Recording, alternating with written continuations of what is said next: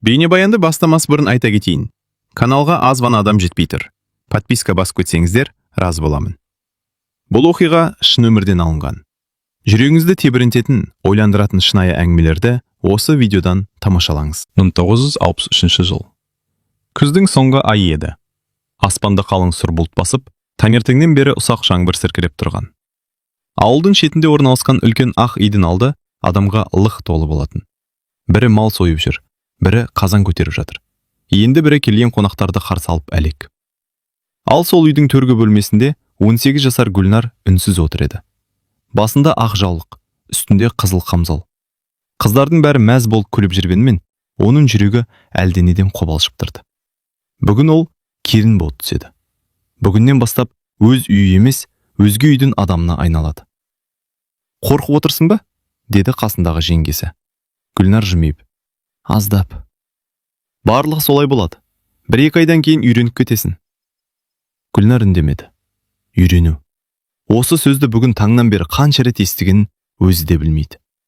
Бірақ адам бөтентен өмірге шынымен үйрене ала ма? Сырттан дауыстар шығып жатты. Келін дайын ба? Дайын. Онда шығарыңдар. Жүрегі тарсылдап кетті. Ол орнынан баяу көтерілді. Сол сәтте анасы келіп құшағына басты. Бақытты бол, қызым. Гүлнардың көзіне жас келді. Апа, жылама. Барған жерінде бағың ашылсын. Анасының дауысы дірілдеп шықты. Гүлнар осы сәтте бәрінің өзгеретінін түсінді. Бала күн, мектеп, достар, туған үй, барлығы артта қалмақ. Түс ауа той аяқталды. Қалыңдықты жаңа үйіне алып келді. Үй үлкен еді. 4 бөлме, кең аула, мал қорасы бөлек. Шаруашылықтарда мығым көрінді. Бірақ Гүлнардың назарын бәрінен бұрын бір адам аударды. Ол қайын атасы Нұрғали болатын. 60-та алқымдаған, еңселі, қабағы қату кісі. Ауылдың бәрі одан именетін. Тіпті өз балалардың өзі дауысын көтеріп сөйлей алмайтын. Нұрғали келінге ұзақ қарады. Содан кейін басынды төмен сау. Гүлнар дереу басын иді.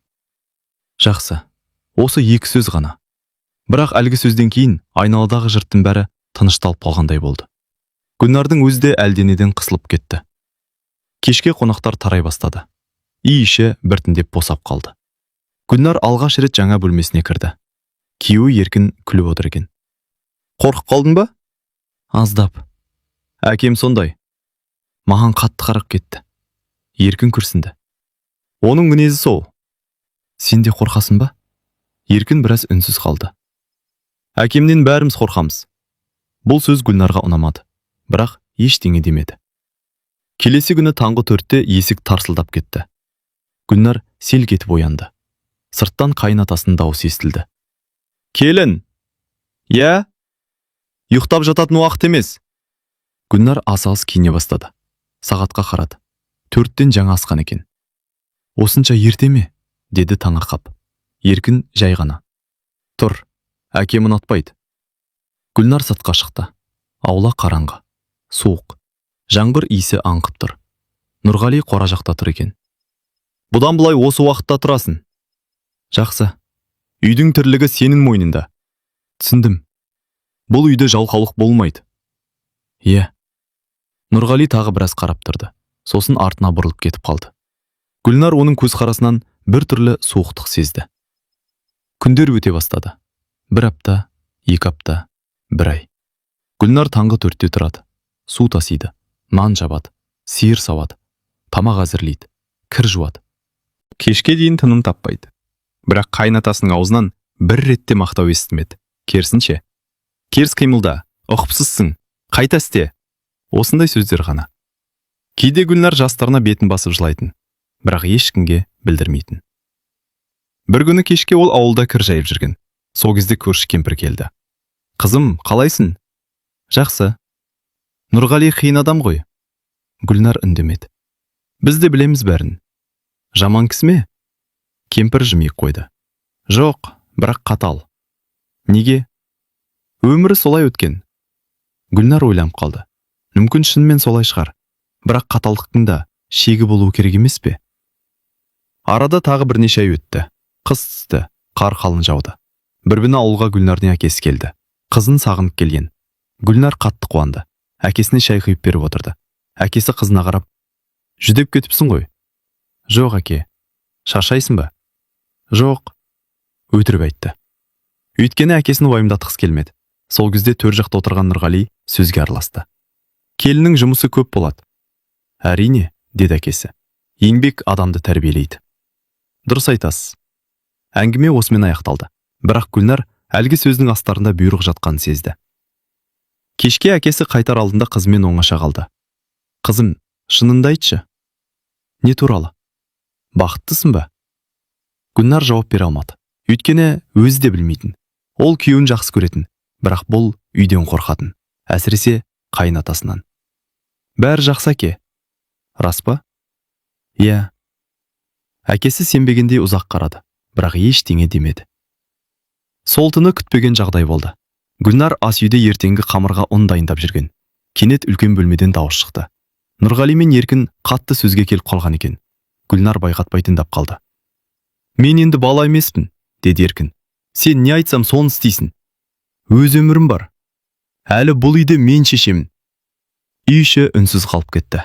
Гүлнардың жүрегі дүрсілдей бастады. Ол алғаш рет Еркіннің де әкесінен қорқып өмір сүріп жүргенін түсінді. Бірнеше минуттан кейін Еркін бөлмеге кірді. Қабағы тіксиген. Не болды? Деді Гүлнар. Еркін жауап бермеді. Тек бір ауыз сөз айтты. Әкемнің айтқаннан шықпағаны дұрыс. Сол сөзден кейін Гүлнардың бойын белгісіз қорқыныш биледі. Ол әлі білмейтін. Бұл үйдегі ең ауыр күндер әлі алда екен. 7 жыл өте шықты. Гүлнар 25-ке толған еді. Баяғы 18-дегі яң қыздан ізде қалмаған. 2 баланың анасы болды. Үлкен ұлы Дәурен 6 жаста, қызы Марал 4 жаста еді. Өмір сырт көзге тыныш көрінетін. Бірақ Гүлнар үшін бәрі бұрынғыша болатын. Таңғы 4-те тұру, үйдің бар шаруасын атқару, қайынатасының қабағына қарау. Сол тәртіп 7 жыл бойы өзгермеді. Тек бір нәрсе өзгерді. Ол Еркін. Бұрын әкесінің алдында үндемейтін жігіт, соңғы жылдары жиі қарсы сөйлейтін болған. Өз алдымызға үй салайық, дейтін кейде. Балаларды өзіміз тәрбиелейік, бөлек шықсақ қайтеді. Бірақ мұндай әңгіме шыққан сайын Нұрғали ашуланатын. Мен өлмей жатып ешқайда кетпейсіңдер. Әке, әңгіме бітті. Сөйтіп бәрі қайта тынышталып қалатын. Күздің суық күні еді. Еркін аудан орталығына жұмысымен кететін болды. Таңертең асығыс жиналды. Гүлнар оған ыстық шай құйып берді. Ерте қайтшы. Қайтамын. Балалар да күтіп қалады. Еркін күліп. Кешке тәтті алып келемін. Дәурен қуанып кетті. Маған машина алып келесің бе? Әкелемін. Маған қуыршақ ше, деді Марал. Саған да аламын. Балалар мәз болды. Еркін сыртқа шықты. Біраздан кейін қайта кірді. Бірдеген ұмытып кеттім бе деп ойладың. Сосын әйеліне қарап күлімсіреді. Өзіңді ұмытып кетіппін. Гүлнар күліп жіберді. Қойшы. Кешке кездесеміз. Бұл олардың соңғы сөйлесу екенін ешқайсысы білмеген еді. Күн еңкейіп кетті. Кеш болды. Еркіннен хабар жоқ. Гүлнар бірнеше рет жолға қарап шықты. Сырт қараңғылана бастады. Сол кезде аулаға бір көлік кіріп келді. Бейтаныс 2 адам түсті. Олардың жүзінен ақ бір сұмдық болғанын аңғаруға болатын. Нұрғали сыртқа шықты. Не болды? Ер адамдар үнсіз қалды. Сосын біреуі ауыр күрсініп, Нұрғали аға. Айт. Еркін жол апатына түсті. Гүлнар тұрған жерінде қатып қалды. Не болды оған? Ешкім жауап бермеді. Айтыңдар. Кешіріңіз. Гүлнардың құлағы шыңылдап кетті. Айналдағы дыбыстың бәрі жоғалғандай болды. Тек бір сөз ғана санасында жан қақтырды. Кешіріңіз. Ертеңіне ауыл қара жамылды. Үйдің іші адамға толды. Әйелдер жылап отыр. Ер адамдар үнсіз. Гүлнар бәрін түсінгендей де, түсінбегендей де күйдеді. Табыттың жанында отырған сайын жүрегі жыртылып кетердей болатын. Кеше ғана сөйлескен адам бүгін жоқ. Кеше ғана күліп кеткен адам бүгін үнсіз жатыр. Оған сену мүмкін емес еді. Дәурен болса ештеңе түсінбей жүрді. Әкем қашан тұрады? Бұл сұрақты қайта-қайта қоя берді. Ешкім жауап бере алмады. Ал кішкентай Марал анасының көз жасын сүртіп, жыламаш мама деген сайын үйдегілердің бәрі еңіреп кететін. 40-нан кейін адамдар азая бастады. Үй бұрынғыдай тыныш қалды. Бірақ енді бұл тыныштық кек қорқыныш деді. Гүлнар түнде ұйықтай алмайтын. Балаларын құшақтап алып жылайтын. Бір күні кешке туған әкесі келді. Жүзінен шешім қабылдап келгені көрініп тұрды. Шай үстінде біраз отырды. Сосын Нұрғалиға қарап: «Қызынды алып кетейін деп едің». Үй іші тып-тыныш болып қалды. Гүлнар жүрегінің дүрсілін естіп отырды. Нұрғали баяу ғана басын көтерді. «Қайда?» «Өз үйіне». «Неге?» «Жас қой әлі». «Сосын?» «Балалармен бірге тұрсын. Ол осы үйде тұрады». «Бірақ...» «Бұл әңгімені қозғамаңыз». Гүлнардың әкесі ашуланып кетті. «Нұрғали, сен түсінбей отырсың». «Мен бәрін түсініп отырмын. Қызымның өмірі алда. Оның орны осы үй. Ол тұтқын емес». Нұрғали үстелді жұдырығымен бір ұрды. «Ол осы әулеттің келіні». Үй ішін үнсіздік басты. Гүлнардың әкесі орнынан тұрды. «Қызым, жинал». Гүлнар орнынан қозғала алмады. Нұрғали суық дауыспен: «Бір қадам да шықпайды». «Неге?» «Мен айттым». «Сен кімсің сонша?» «Мен осы үйдің иесімін». Екі қария бір-біріне қадалып қарап қалды. Гүлнардың жүрегі жарылардай болды. Ол дәл осы сәтте өз тағдырының шешіліп жатқанын сезді. Ақыры әкесі қызына қарады. «Өзің айт, қызым». Жүрегі аузына тығылды. Барғысы келді. Қатты барғысы келді. Анасының қасына, өз үйіне, бірақ екі баласына қарады. Олардың үйренген ортасына қарады. Сосын баяу ғана: «Қалам», деді. Әкесі үнсіз қалды. Көзінен жас шырып кеткен еді. Сол түні әкесі жалғыз кетіп қалды. Гүлнар терезеден ұзақ қарап тұрды. Әкесі қараңғылыққа сіңіп кеткенше көз алмай тұрды. Кенет артынан Нұрғалиның дауысы шықты. «Дұрыс шешім қабылдадың». Гүлнар бұрылмады. «Мен шешім қабылдаған жоқпын». «Қабылдадың». «Жоқ». «Онда неге қалдың?» Гүлнар алғаш рет қайын атасына тіке қарады. «Өйткені балаларым бар». Нұрғали үндемеді. Біраздан кейін ғана: «Бір күні түсінесің», деді. «Нені?» «Неге сені жібермегенімді?» Гүлнар жауап күтті, бірақ Нұрғали артына бұрылып кетіп қалды. Сол түні Гүлнар ұзақ жылайды. Өмірінің ең ауыр шешімі қабылданған еді. Ол әлі білмейтін. Бұл үйде тағы да ондаған жыл өткізетінін. Ал бірнеше жылдан кейін оның өміріне өткеннен бір адам қайта оралатынын. Еркіннің қазасынан кейін 5 жыл өтті. Уақыт бәрін емдейді дейді. Бірақ Гүлнар уақыттың кей жараны тек тереңдете түсетінін түсінді. Ол енді 30 жаста еді. Ұлы Дәурен 11-ге келді. Қызы Марал 9 жаста. Балалар өсіп келе жатты. Ал Гүлнардың өмірі өзгермеді. Таңғы 4-те тұрады. Үйдің тірлігі, қораның жұмысы, қайын атасының күтімі. Күндер бір-біріне ұқсап өте берді. Кейде ол айнаға қарап отырып өзінен шошитын. Жас келіннің орнына шаршаған әйел қарап тұратын. Бір күні ауылға жаңа агроном келді деген хабар тарады. Ауданнан келген маман екен. Ауыл адамдар оны мақтап жатты. Өте білімді жігіт көрінеді. Қалада жұмыс істеген екен. Біздің ауылға көп пайдасы тиеді. Гүлнар бұл әңгімеге мән берген жоқ. Оған бәрібір болатын. Бірақ 3 күннен кейін күтпеген жағдай болды. Ол дүкеннен шығып келе жатқанда артынан бір дауыс естілді. «Гүлнар». Ол тоқтап қалды. Бұл дауысты ұмыту мүмкін емес еді.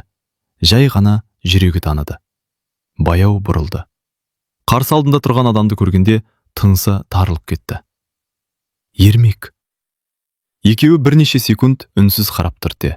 Қайта оралғандай болды. Ермек. Гүлнардың алғашқы махаббаты. Мектепте бірге оқыған, бірін-бірі жақсы көрген, бірақ тағдыр қоспаған. Гүлнар тұрмысқа шығып кеткен, ал Ермек қалаға кетіп қалған. Содан бері көріспеген. «Қалайсың?» деді Ермек. «Жақсы. Сені танымай қала жастадың. Сен де өзгеріпсің».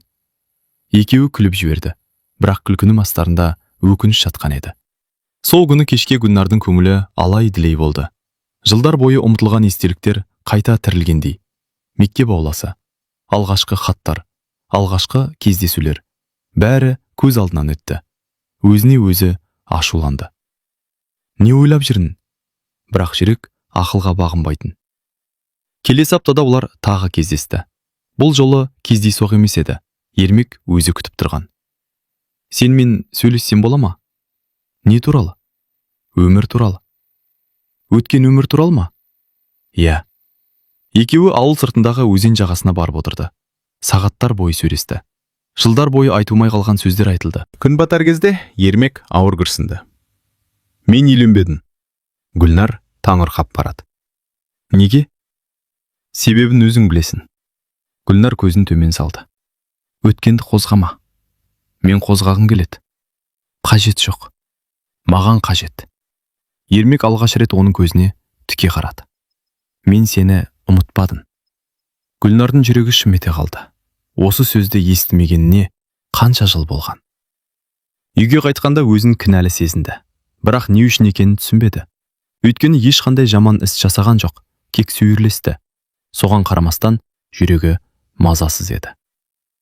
Бірнеше күннен кейін ол аула сыпырып жүрген. Сол кезде ауылдың кішкентай баласы жүгіріп келді. Апай, не болды? Сізге хат беріп жіберді. Кім? Білмеймін. Бала қалтасынан бүктелген қағаз шығарды. Сосын жүгіріп кетіп қалды. Гүлнардың жүрегі дүрсілдеп кетті. Хатты ашты. Ішінде бірнеше жол ғана жазылған. Гүлнар, мен өмір бойы күтіп келем. Егер қаласан, қалған өмірімізді бірге өткізейік. Мен сені әлі жақсы көрем. Ермек. Гүлнардың қолы дірілдеп кетті. Ол хатты қайта-қайта оқыды. Көзінен еріксіз жас шықты. Өйткені мұндай сөздерді соңғы рет қашан естігенін ұмытқан еді. Сол түні ұйықтай алмады. Терезенің алдында таң атқанша отырды. Алдында екі жол тұрғандай көрінді. Бірі осы үйдегі бұрынғы өмір. Екіншісі жаңа өмір. Бақыт болуы мүмкін өмір. Келесі күні түсте ол хатты қайта оқымақ болып сандығына барды. Бірақ хат орнында жоқ еді. Алғашында өзі басқа жерге қойдын деп ойлады. Барлық жерді ақтарды. Таба алмады. Сол кезде жүрегі бір жамандықты сезді.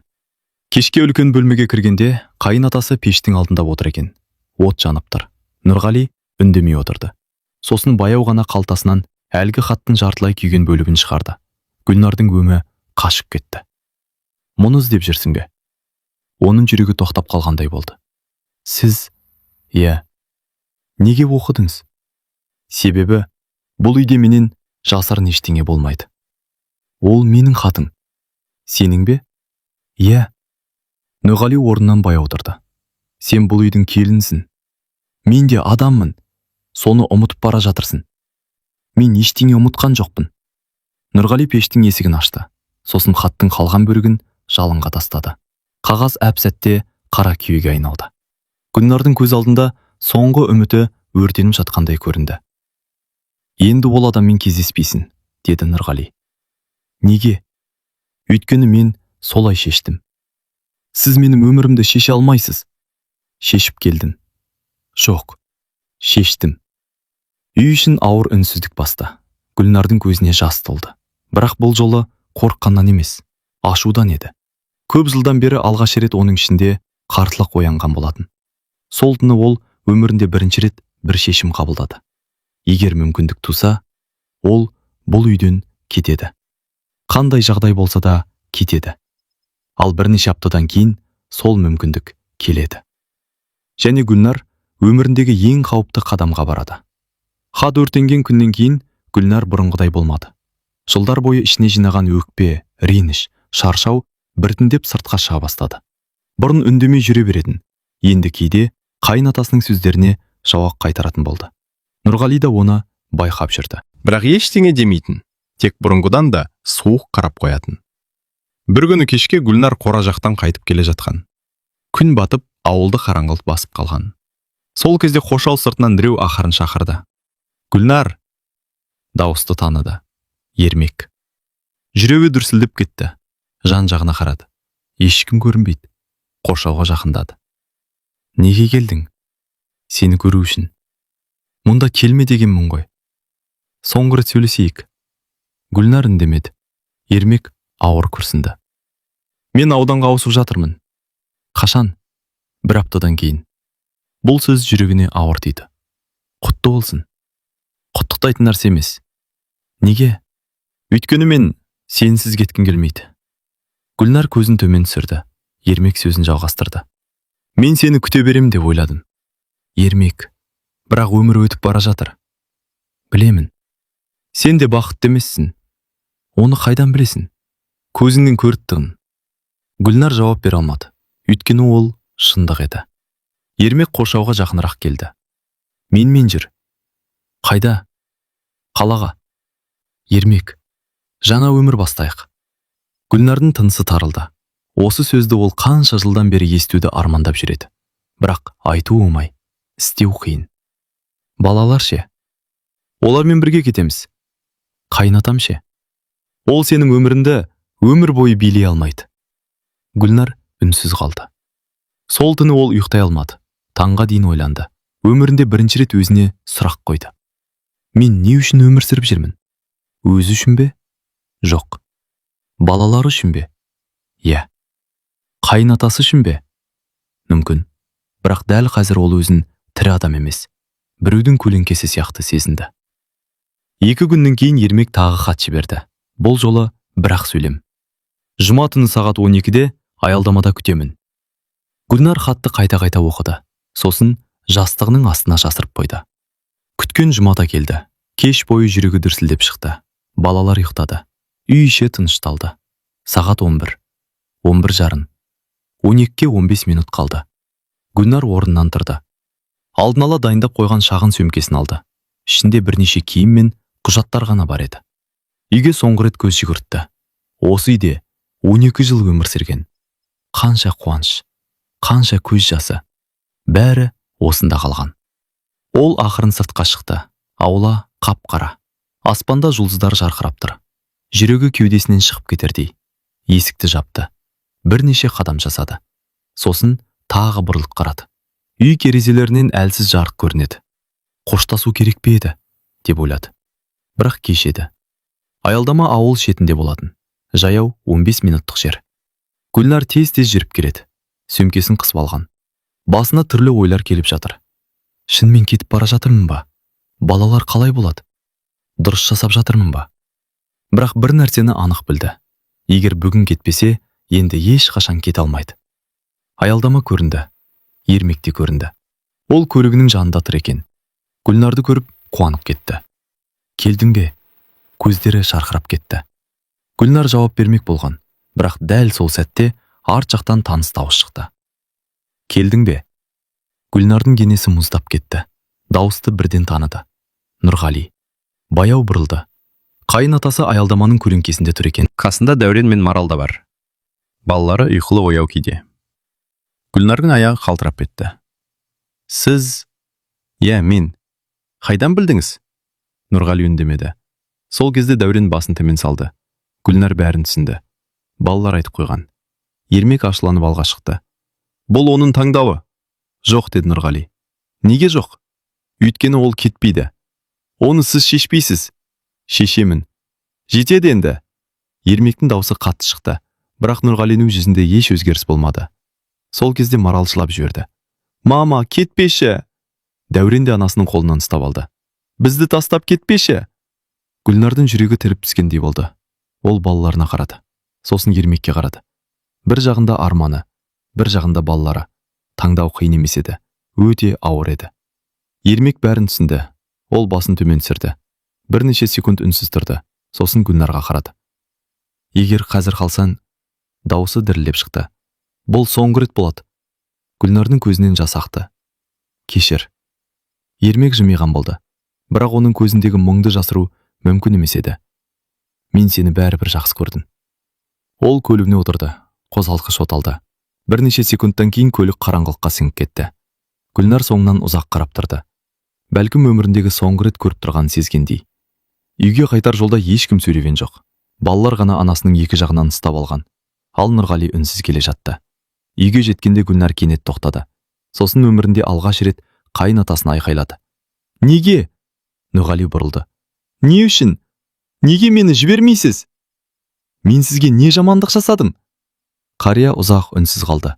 Сосын күтпеген сөз айтты. Бір күні бәрін түсінесің. Қашан? Уақыты келгенде. Сол түні Гүлнар таң атқанша жылады. Ал бірнеше жылдан кейін Нұрғалинің ауыр науқасқа шалдығып, өмір бойы жасырған құпиясын айтуға мәжбүр болатынын ол әлі білмейтін. Қашып кеткен түннен кейін арада 8 жыл өтті. Уақыт тағы да өз деген жасады. Дәурен жігіт болды. Марал бойжетіп қалды. Ал Гүлнардың шашына ақ кіре бастады. Ерметпен сол кеткеннен кейін бірде-бір рет кездеспеді. Алғашқы жылдары ол ауылға келген сайын жолын тосып жүретін. Кейін күтуді қойды. Өмірдің өзі үйретті. Кей армандар орындалмайды. Кей адамдар қайта оралмайды. Нұрғали да қарғайып қалған еді. Бұрынғыдай еңселі емес, даусы да бәсеңдеген, бірақ мінезі өзгермеген. Сол баяғы қаталдық, сол баяғы бұйрық. Тек кейде Гүлнар оның өзіне ұзақ қарап отырғанын байқап қалатын. Бұрын ондай болмайтын. Бірдеңе айтқысы келетіндей көрінетін, бірақ айтпайтын. Күздің бір күні еді. Таңертең Нұрғали қораға шыққан. Бір сағаттан кейін көршілер оны жерден көтеріп алып келді. Беті бозарып кеткен, тынысы ауыр. Гүлнар шошып кетті. Не болды? Құлап қалды. Дәрігер шақырдыңдар ма? Шақырдық. Сол күні кешке ауданнан дәрігер келді. Тексеріп шықты. Сосын Гүлнарды оңаша шақырды. Жағдайы қиын. Қаншалықты? Жүрегі әлсіреген. Жазылып кете ме? Дәрігер жауап бермеді. Сол үнсіздік бәрінен ауыр еді. Сол күннен бастап Нұрғали төсекке таңылды. Бұрынғыдай жүре алмайтын болды. Үйдің бүкіл тірлігі тағы да Гүлнардың мойнына түсті. Бірақ бұл жолы ол шағымданбады. Өйткені алғаш рет қарияны әлсіз күйде көріп тұрған еді. Бір күні кешке балалар сыртқа шығып кеткен. Үйде екеуі ғана қалды. Нұрғали терезеге қарап жатыр екен. Кенет: Гүлнар. Иә, мұнда отыршы. Бұл сөзді бұрын соңды естімеген. Әдетте бұйыратын, ал бүгін өтініш айтқандай болды. Гүлнар төсектің жанына келіп отырды. Қария ұзақ үнсіз жатты. Сосын күтпеген жерден: Маған ренжисің бе деді. Гүлнар аң-таң болып қалды. Осы сөзді айтатын адам емес еді. Білмеймін. Ренжисің. Кейде. Дұрыс.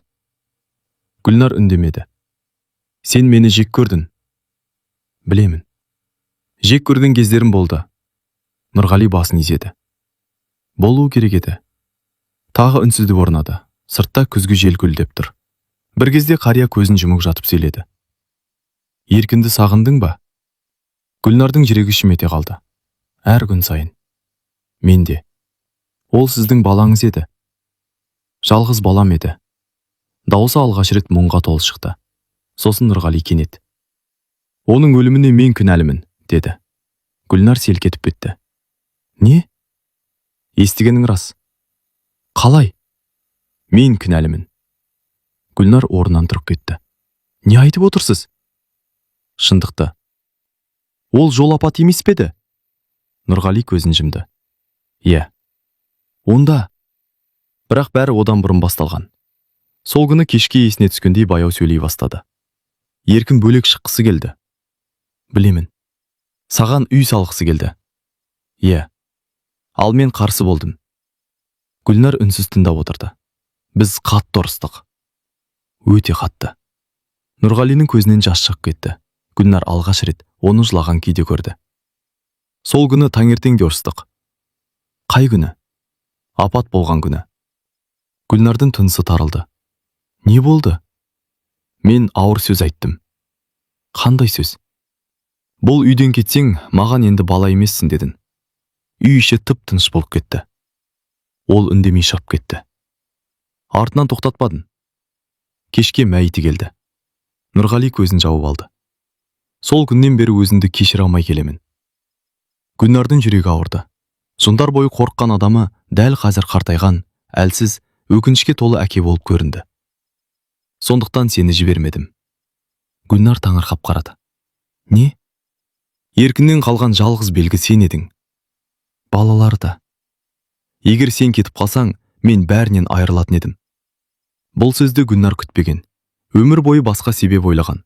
Қаталдық, өктемдік, тәкаппарлық. Ал шындық басқа болып шықты. Бірақ бұл дұрыс емес еді. Нұрғали баяу басын изеді. Білемін. Менің өмірімді де ойлау керек еді. Білемін. Сонда неге тоқтамадыңыз? Қария ұзақ үнсіз қалды. Сосын сыбырлағандай: Өйткені мен қорықтым деді. Гүлнардың көзіне жас келді. Өмір бойы ештеңеден қорықпайтын адам сияқты көрінген қарияның ең үлкен қорқынышы жалғыз қалу екен. Сол түні екеуі ұзақ сөйлесті. Көп нәрсе айтылды. Көп нәрсе алғаш рет ашылды. Бірақ әңгіменің соңында Нұрғали тағы бір сөз айтты. Мен саған әлі бәрін айтқан жоқпын. Гүлнар таңырқап қарады. Тағы не бар? Қария көзін төмен түсірді. Еркіннің өлімі туралы сен білмейтін тағы бір шындық бар. Сол сәтте есік ашылып, балалар кіріп келді. Әңгіме аяқсыз қалды. Ал әлгі құпия бірнеше айдан кейін бүкіл әулетті дүр сілкіндіретін еді. Нұрғали мен Гүлнардың арасындағы сол әңгімеден кейін 3 ай өтті. Қарияның жағдайы күн сайын нашарлай берді. Бұрын төсектен тұрып жүретін, енді оғанда шамасы келмейтін болды. Дәрігерлер жиі келіп жүрді, бірақ бәрінің айтатыны бір сөз еді. Уақыт керек. Алайда бәрі уақыттың аз қалғанын түсініп жүрген. Бір күні түнде Гүлнарды Нұрғали шақырды. Үй іші ұйықтап қалған кез, сағат 2 шамасы болатын. Гүлнар. Даусы әлсіз шықты. Гүлнар дереу қасына келді. Не болды? Шкафтың үстіңгі тартпасын ашшы. Гүлнар ашты. Ішінде ескі былғары папка жатыр екен. Мынаны ал. Бұл не? Уақыты келгенде ашасын. Қазір айтпайсыз ба? Нұрғали басын шайқады. Әлі емес. Сосын күтпеген сөз айтты. Егер мен кетсем... Гүлнар оның сөзін бөліп жіберді. Онда айтпаңыз. Тыңда. Балаларға ренжіме. Неге? Кейде адамдар ақшаны туыстықтан жоғары қояды. Гүлнар түсінбей қалды. Не айтқыңыз келеді? Бірақ Нұрғали жауап бермеді. Тек көзін жұмып қалды. 2 аптадан кейін ауылға қаралы хабар тарады. Нұрғали ақсақал дүниеден өтті. Жасы 80-ге таяп қалған еді. Бүкіл ауыл жиналды. Көп адам келді. Өйткені оны бәрі танитын. Қатал болса да, әділ адам деп сыйлайтын. Жаназа өткен соң үй іші босап қалды. Гүлнар өзін бір түрлі сезінді. 40 жылдан астам уақыт бірге тұрған адам жоқ. Қорыққан, ренжіген, кейде жек көрген, кейде аяған. Бірақ бәрібір өмірінің үлкен бөлігіне айналған адам еді. 40-нан кейін нотариус келді. Өсиет оқылатын болды. Үйге барлық туыстар жиналды. Нұрғалиның інілері, жиендері, ағайындары. Барлығы мұраның қалай бөлінетінін күтті. Өйткені қарияның малы да, жері де, ақшасы да аз емес еді. Нотариус қағаздарын ашты. Нұрғали Оразбайұлының өсиеті. Бөлме іші тынышталып қалды. Бар мүлкімді... Ол бір сәт тоқтады. Сосын жалғастырды. Келінім Гүлнар еркін қызына қалдырамын. Бөлме іші жарылып кеткендей болды. Не? Қалай? Бұл мүмкін емес. Қате оқып тұрсыз. Бәрі шулап кетті. Гүлнардың өзі де аң-таң болып отырды. Маған ба? Нотариус қағазды көрсетті. Иә. Бірақ құжат заңды түрде рәсімделген. Туыстардың түрі өзгеріп кетті. Сол кезде Нұрғалинің туған інісі Бекен орнынан атып тұрды. Мен бұған сенбеймін. Құжат дұрыс. Бұл әйел алдап қойған. Ағаңыздың өз қолы. Жоқ. Бекеннің жүзі қызарып кеткен. 45 жыл бойы үйге ие болу үшін жүрген. Гүлнардың жүрегіне бұл сөз ауыр тиді. Олай сөйлемеңіз. Неге сөйлемеймін? Мен ештеңе сұраған жоқпын. Сен сұрамасаң да алғансың. Үй ішіндегі адамдар екіге бөлінді. Бірі Гүлнарды жақтады, бірі қарсы шықты. Сол күні кешке Бекен тағы келді. Бұл жолы жалғыз емес, жанында адвокат бар. Біз сотқа береміз. Гүлнар таңырқап қалды. Неге? Өйткені бұл өсиет әділетсіз. Ол кісінің өз еркі ғой. Біз дәлелдейміз. Нені? Оның ақыл-есі дұрыс болмаған. Гүлнар үндемеді. Бірақ бұл әңгіменің енді үлкен дауға айналғанын түсінді. 1 аптадан кейін сот басталды. Ауыл іші түгел соны айтып жүрді. Кейбіреулер Гүлнар дұрыс десе, кейбіреулер қарияны алдап кеткен дейтін. Бұл сөздер оған ауыр тиді. Өйткені ол өмірінің жартысын сол үйге арнаған еді. Бір күні кешке үйді жинап жүрген. Сол кезде Нұрғали берген ескі папка есіне түсті. Шкафтан алып шықты. 40 жылдық шаң басқан құжаттар, ескі суреттер, хаттар және бір қалың конверт. Сыртында Гүлнарға «Мен кеткеннен кейін ғана аш» деп жазылыпты. Гүлнардың жүрегі дүрсілдеп кетті. Конвертті ашты.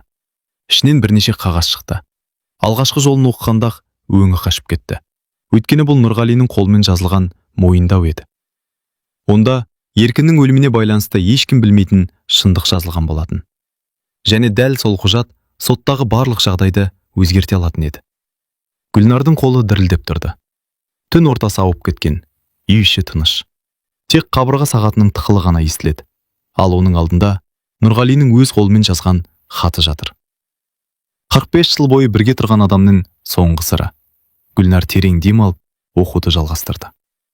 Гүлнар, егер осы хатты оқып отырсаң, мен бұл өмірде жоқпын. Саған өмір бойы айта алмаған сөздеріңді қағазға жазып қалдыруға мәжбүр болдың. Гүлнардың көзі жасаурап кетті. Ол оқуды жалғастырды. Сен мені қатал адам деп ойладың. Мүмкін дұрыс та шығар. Өйткені мен саған ешқашан әкелік мейірім көрсете алмадым. Бірақ бір нәрсені білгеніңді қалаймын. Мен сені ешқашан жаман көрген емеспін. Гүлнар еріксіз көз жасын сүртті. Келесі бетте Еркін туралы жазылған екен. Еркін өлген күні мен де ішімнен өлдім. Сол күні соңғы рет ұрыстық. Саған бұрын айтқанымдай, мен оған ауыр сөз айттым. Бірақ сен білмейтін тағы бір шындық бар. Гүлнардың жүрегі тарс ете қалды. Еркін ауданға көңілі бұзылып кеткен жоқ. Ол менің сөзіме ашуланып кеткен жоқ. Кетер алдында маған қайта келді. Екеуміз татуластық. Тіпті кешке бірге шай ішеміз деп келіскенбіз. Гүлнар аң-таң болып қалды. Осы уақытқа дейін ол күйеуі әкесімен араз күйінде кеткен деп ойлайтын. Сондықтан оның өлімі үшін өзімді одан сайын кінәлі сезіндім.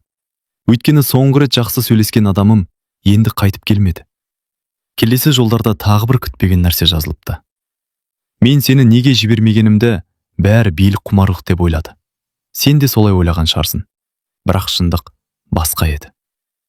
Гүлнар көз жасын тоқтата алмады.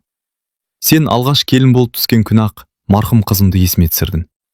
Ол сенің жасында қайтыс болған. Содан бері қызым болған жоқ. Сені алғаш көргенде соны сездім. Гүлнар хатты оқи алмай қалды. Көзіне жас толып кеткен. Ол Нұрғалиның қызы болған бұрын соңды естімеген. Өйткені ол туралы ешкім айтпайтын. Сондықтан саған қатал болдым. Қателестім. Жақсы көргенімді көрсете алмадым. Жоғалтып алудан қорықтым. Ал қорыққан адам кейде ең үлкен қателіктер жасайды. Гүлнар хатты кеудесіне басты. Осы сөздерді 40 жыл бұрын естісе ғой. Бәлкім бәрі басқаша болар ма еді. Бірақ уақытты кері қайтару мүмкін емес. Ертеңіне сот отырысы болды. Бекем мен басқа туыстар тағы келді. Олар өсиеттің күшін жоюды талап етті. Бірақ бұл жолы Гүлнардың қолында Нұрғалиның толық жазбалары бар еді. Онда оның өсиетті не үшін жасағаны анық түсіндірілген. Сот құжаттарды қарап шықты. Бірнеше аптаға созылған даудан кейін шешім шықты. Өсиет заңды деп танылды. Гүлнар жеңіп шықты. Соттан кейін Бекен оған жақындады. Баяғыдай ашулы емес, шаршаған сияқты. Кешір. Гүлнар үнсіз қарады. Біз бәрін басқаша түсініппіз. Мен де көп нәрсені кеш түсіндім. Бекен басын изеді. Сөйтіп үнсіз кетіп қалды. Көп ұзамай Гүлнар тағы бір шешім қабылдады. Өзі күтпеген шешім. Ол мұраға қалған үйді Дәуренге берді. Жерді де балаларының атына рәсімдеді. Өзіне тек аз ғана үлес қалдырды. Балалары таң қалды. Апа, неге? Гүлнар күлімсіреді. Өйткені енді өз өмірімді сүргім келеді. 63 жасында алғаш рет өзі үшін шешім қабылдады. Бірнеше айдан кейін қалаға көшті. Шағын пәтер жалдап алды. Таңертең өзі қалаған уақытта оянатын болды. Өзі қалаған жерге баратын болды. Ешкіммен рұқсат сұрамайтын болды. Бір күні көктемде саябақта серуендеп жүрді. Ағаштар бүршік жарып тұрған. Күн жылы. Айнала тіршілікке толы. Орындыққа отырып ұзақ ойға батты. 45 жыл. Тұтас бір ғұмыр. Өкініш те болды, қуаныш та болды. Қатерік те болды. Кешірім де болды. Сол сәтте оның ойына Нұрғалиның соңғы сөзі түсті. Бір күні бәрін түсінесің. Иә, ол енді түсінді. Кей адамдар сүйгенін сөзбен емес, өздерінше қорғап жақсы көреді. Кейде сол қорғауы өзгеге қасірет әкеледі. Бірақ ниеті жаман болмайды. Гүлнар аспанға қарап жымиды. Көңілінде өкпе жоқ еді. Реніш те қалмаған. Тек өткен өмірге деген тыныш сағыныш қана бар болатын. Сөйтіп ол алғаш рет өзін еркін сезінді. Нағыз еркін. Соғы.